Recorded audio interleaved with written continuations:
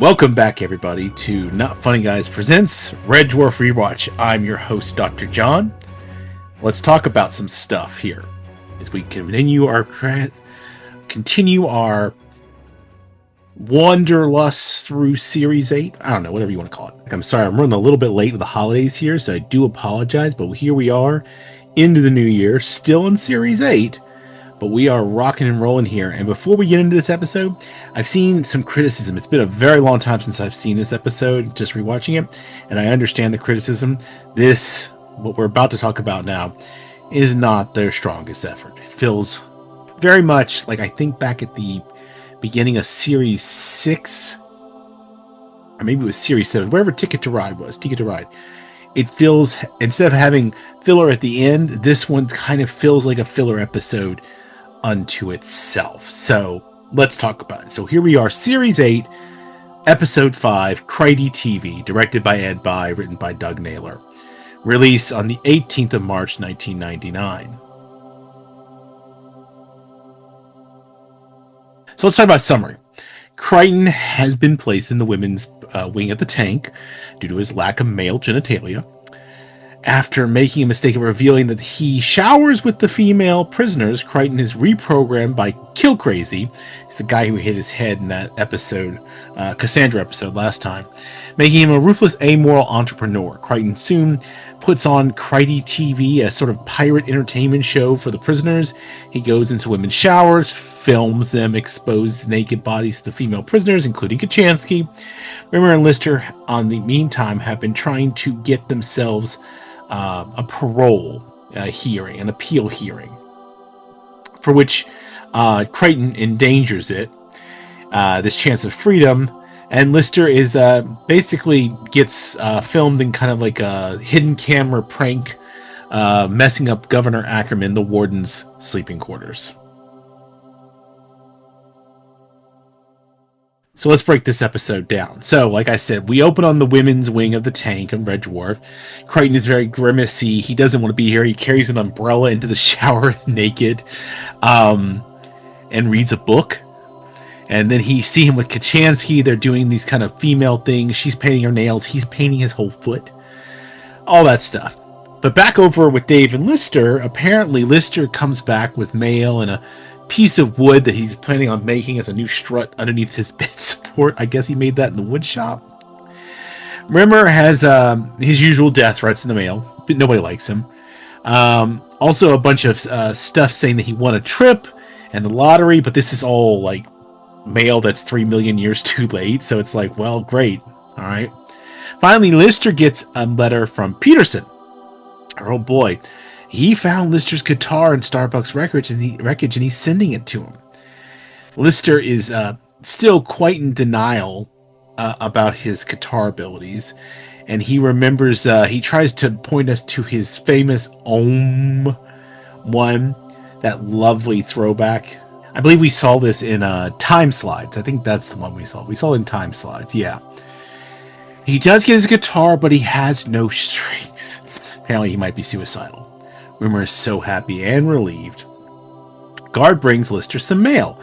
He has a possibility of a parole hearing. He can, and Rimmer is convinced this is all about them.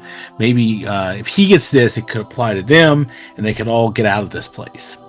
We see the Canaries returning from a mission now. Krytie is complaining about how his situation, being stuck in the women, talks about, the idea of showering being horrific. Lister is like, and all the other guys are like, are you kidding me? He has to do this 3 times a week with all the women. Lister and the others are kind of like all for this. And they even at one point all cross their legs, obviously. Krytie is shocked to see all the men staring at him after they cross their legs. Our crazy guy friend, what's his name? I think I just did Krytie. Yeah, he tells Krytie that he should sneak a camera into the women's shower. Rimmer very much appears to try and oppose this idea, but he's actually really afraid. He's afraid that this scam, though, could jeopardize the appeal. Krytie refuses out of solidarity with his fellow women, and actually gets up and goes sits with them. They get back to Red Dwarf, and they're being interrogated by Ackerman, who's interrogating the Canaries. Particularly, Rimmer tries to sell a guy out because someone stole his fake eye, and he has a date. So, yeah, this immediately gets Rimmer beat up. Really bad idea. So, then we see Krytie getting knocked out while Kill Crazy basically reprograms him. We get this weird black and white scene of like an alien movie. It's really parallel. I wouldn't even call it a B movie. It's like F-level movie stuff. Turns out this is what the prisoners were watching. It's interrupted by Krytie filming for Krytie TV in the women's shower, right? And it's the real thing, too. In fact, he starts showing them, and then he looks down at his toenails, and then people show up with food and like a bucket. And like if it's a pay-per-view, you have to pay to see the rest of this stuff. And Lister quickly realizes someone has reprogrammed Krytie. And this like I said, this could really lose them the appeal. They say they're going to find out what's going on, but they can't leave because they keep looking. Krytie is basically now running things like a ruthless entrepreneur due to his reprogramming, charging for services, kind of ruthless. Chris is into being told the truth about what Krytie's operation. She threatens Krytie. She gets mad at Lister now too, all about about the fact that he knew. And she's like, if you really wanted to see me naked, I would have let you see me naked if it meant that much to you. And he's like, can I say no?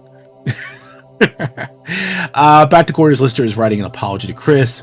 He's planning on sending her 2 bags of flour, like very limited things. When Rimmer comes in with the appeal forms, Lister is still crazy about Chris. This is kind of brought up.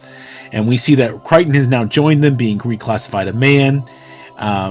He's sent to bunk with them. Krytie tells Lister that Chris and her ex Tim, the puffy chef guy, I believe, are going to get back together. And Krytie apparently is back to his old self, but this is not the truth.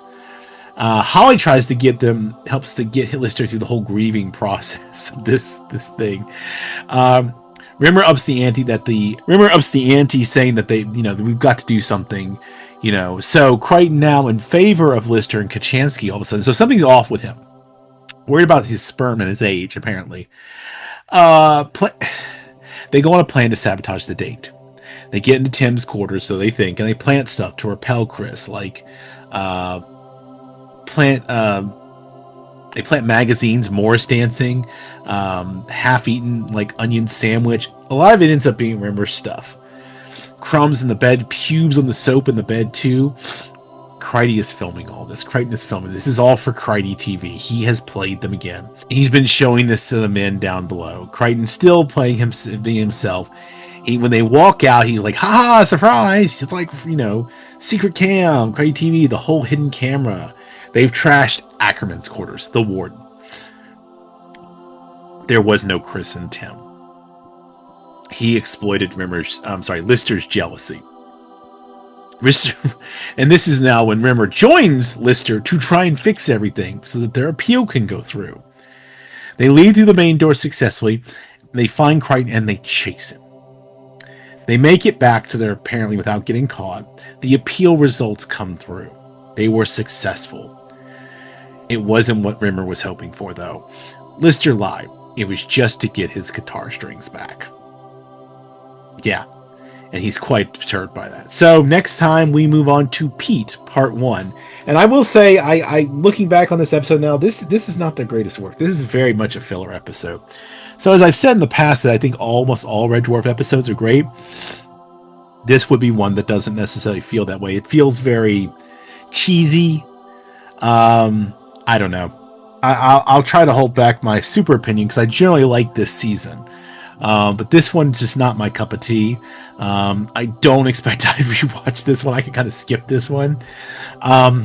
Strangely enough, I think this one would be very appealing in our current modern age with reality TV, which this would be ahead of the curve in 1999. Not completely ahead of the curve, but, we're on the cusp of the reality age, reality TV renaissance that was emerging around this time. So maybe that's what it is, but it's playing off the old hidden camera stuff. So let's leave it there. If you agree or disagree with me, please write me and tell me about it, about this episode in particular or anything else we're talking about. You can write me about anything you see here over on the YouTube channel, over on the other podcasts. You can write me at notfunnyguys.offthereels@gmail.com, which is in the description below and in the ticker right now. Want to hear from you guys, particularly about this episode. I've seen it ranked very badly, and I kind of agree with it now that I've rewatched it. It's been a long time. Thinking about how long ago 1999 was, too. But let's try not to talk about age here. But in the meantime, please like, subscribe, share, all that fun stuff. Come back for more. I know we have better episodes to come. But we are now moving into we're definitely in the back half of this season. And then we are moving on through the rest of Red Dwarf before we'll move on to some other things, but we'll talk about that later. In the meantime, if you're interested in other Not Funny Guys products, you can check out our main podcast, Not Funny Guys Presents Off the Reels, where we do film and movies. We are in the back end now, I think. Yes, we should be, of the Jurassic Park series. We're on Jurassic World. By the time you see this, first Jurassic World's out. We're moving on to Fallen Kingdom. That's the second one. That was one I had not seen before, so check that out. We'll finish up the Jurassic Park before we move on to whatever Casey's going to torture with us. But speaking of Casey and Eric, my two other Not Funny co-hosts over on the main pod, they have their pod, Wrestling with the Horror of It All, where they talk about wrestling, WWE wrestling, and horror films.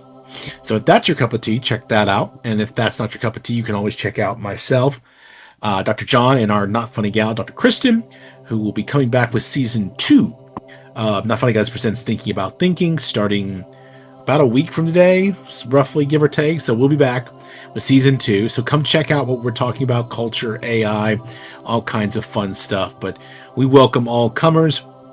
Love to hear from you guys. But like I said, like, subscribe, all that fun stuff. But in the meantime, don't be a smeghead. Keep it not funny. And I'll see you next time.